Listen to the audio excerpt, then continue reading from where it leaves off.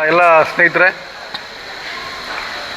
ಇದ್ರ ಬಗ್ಗೆ ವಿವರವಾಗಿ ಏನು ಕುದೂರಲ್ಲಿ ನಕಲಿ ಚಿನ್ನ ಅಡ ಇಟ್ಟು ದುಡ್ಡು ತೊಗೊಂಡ್ಬಿಟ್ಟಿದ್ದಾರೆ ಅಥವಾ ದುಡ್ಡು ತಿನ್ಬಿಟ್ಟಿದ್ದಾರೆ ಅಂತ ಏನು ನಮ್ಮ ಮಂಜುನಾಥ್ರವರು ಆಪಾದನೆ ಮಾಡ್ತಿದ್ದಾರೆ, ಅದು ಯಾವುದೇ ಕಾರಣಕ್ಕೂ ಆಗುವಂಥದ್ದಲ್ಲ. ಯಾಕೆಂದರೆ ಸಹಕಾರ ಕ್ಷೇತ್ರದ ಇರ್ಬೋದು, ಯಾವುದೇ ಬ್ಯಾಂಕ್ ವ್ಯವಸ್ಥೆಗಳಿರ್ಬೋದು, ಅದರದ್ದೇ ಆದಂಥ ಕಾನೂನು ಕಟ್ಟಳೆಗಳು ಇರ್ತವೆ.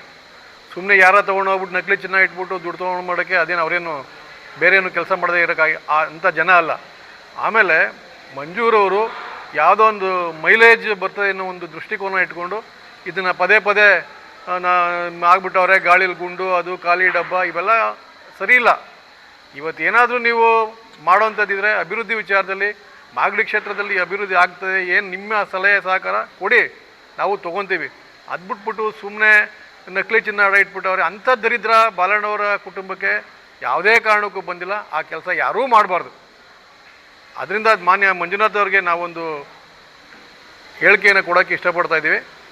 ದಯಮಾಡಿ ಅದನ್ನು ಬಿಟ್ಬಿಟ್ಟು ಬೇರೆ ಕೆಲಸಗಳನ್ನು ನೋಡಿ, ಇಲ್ಲ ಅದನ್ನೇ ಮುಂದುವರ್ಸ್ತೀನಿ ಅಂತಂದರೆ ನಾವು ಕೂಡ ಬಿಡದಿ ಹೋಬಳಿಯಲ್ಲಿ ಅದಕ್ಕೆ ತಕ್ಕನಾಗೆ ಕುಟ್ಕಲ್ ಹೋಬಳಿಯಲ್ಲಿ ಉತ್ತರವನ್ನು ಅತಿ ಶೀಘ್ರದಲ್ಲೇ ಕೊಡೋಕ್ಕೆ ರೆಡಿ ಮಾಡ್ಕೊತೀವಿ. ಇದನ್ನು ಅವರು ಮಂಜುನಾಥ್ ಅವರು ಎಚ್ಚರಿಕೆ ಅಂತ ತೊಗೋಬೋದು, ಅಥವಾ ಮನವಿ ಅಂತ ತೊಗೋಬೋದು, ಇನ್ನೊಂದನ್ನು ತೊಗೋಬೋದು. ಬಿಡಬೇಕು. ಇದನ್ನು ಬಿಟ್ಟು ಅವರು ಬೇರೆ ಆಲೋಚನೆಗಳು ಮಾಡಲಿ. ಈಗ ನೋಡಿರಿ, ಬಿಡದಿ ಸೊಸೈಟಿ ಅವ್ರು ಹೇಳಿದರು ಇಲ್ಲ ಇವ್ರು ಯಾರು ಬರೋಕ್ಕಾಗಲ್ಲ ಅಂತ. ಇವತ್ತು ಅವ್ರಿಗೆ ತಕ್ಕನಾಗಿ ಉತ್ತರ ಕೊಟ್ಟವ್ರೆ. ಯಾಕೆಂದರೆ ಇದು ಹೋಮ್ ಕಾನ್ಸ್ಟಿಟ್ಯೂನ್ಸಿ ಬಿಡದಿ ಹೋಬಳಿ. ಮಂಜುನಾಥ್ ಅವ್ರ ಮನೆ ಅಲ್ಲೇ ಪಕ್ಕದಲ್ಲೇ ಇದೆ, ಕೂಗಳತಲ್ಲಿ ಸೊಸೈಟಿಗೆ. ಒಬ್ಬರೂ ಗೆಲ್ಲಕ್ಕಾಗಲಿಲ್ಲ.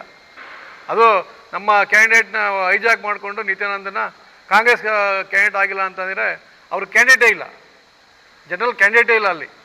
ಈ ಥರದ್ದೆಲ್ಲ ವ್ಯವಸ್ಥೆಗಳು ರಾಜಕೀಯದಲ್ಲಿ ಇದ್ದೇ ಇರ್ತವೆ.